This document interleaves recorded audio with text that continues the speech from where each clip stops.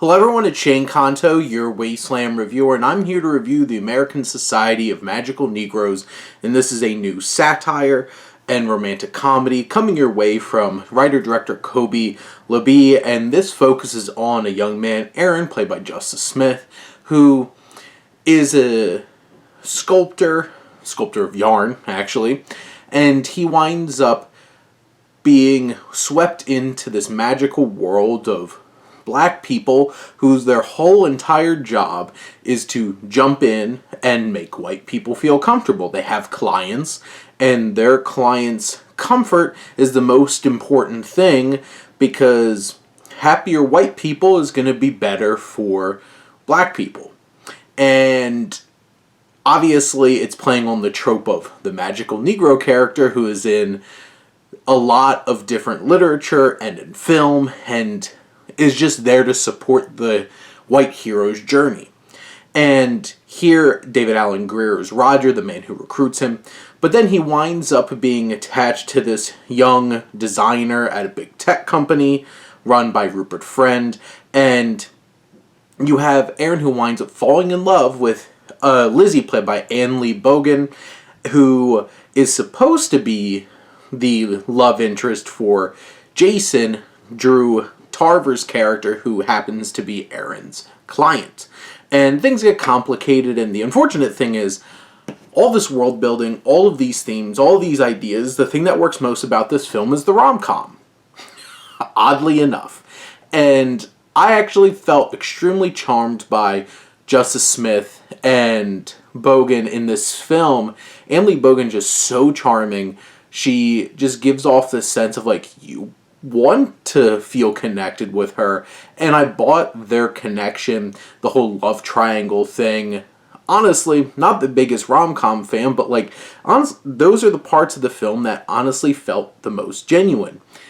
You start off with the first third of this film really setting up a lot of world building for this society, which I thought was interesting. It was funny. There's some obvious callbacks to specific films like The Green Mile that they do some send-ups of. But it's where the rom-com stuff starts getting into play here, and this conflict of like Aren going for this young woman instead of his job, or that conflict where a lot of the commentary and the big high concept idea of this society just kind of falls apart. And honestly, a lot of what it has to say is not new nor fresh, and I don't feel like by the end it has enough to say about the fact that like your whole role shouldn't be to make white people feel better. And that seems obvious, right? But so much of this film is focusing on that, and you're waiting for that big moment. Justice Smith has a big speech, has a big moment, but I just feel like it doesn't have anything new to say. And honestly, it gets a little anticlimactic because it cuts a whole lot of that like big idea theme focus off for the satisfying of this romantic subplot, or honestly, the romantic plot is the main plot as this film goes on. So it kind of puts all of those ideas to the background. I did appreciate the growth that Aren goes on in this film, and I think Smith gave a really fine performance. David Alan Grier and Rupert Friend are probably the two that have bring a lot in very different roles with very different amount of screen time.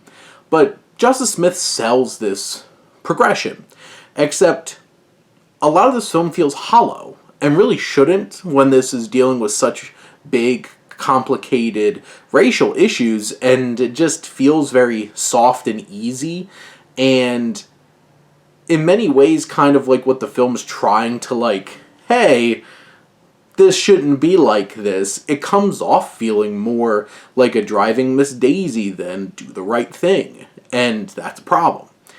And from the filmmaking standpoint, there's definitely some choices from like cinematography that I understood what they're getting at, why they're doing that, but a lot of this film just feels very glossy and feels more like a sitcom shoot kind of thing, and it wasn't particularly interesting to look at, and all the edges seem so rounded that it never really had the bite to make this film that impactful. And in the end, it's an easy drink to take. It has some nice rom-com elements. It has some fun world building, but it never really feels like it comes together in what it's really trying to say. And it just feels like it's declawed. Or, they took their dentures out. So, in the end, sure, it was fine as like a viewing experience as a romantic comedy, but it lacked a lot when it came to the potential that this concept and the themes that it had going into the film, and it just really never reaches that potential at all. But those are my thoughts on the American Society of Magical Negroes. Let me know what you think, and let's talk some movies. But thank you as always for tuning in and supporting your Wasteland Reviewer.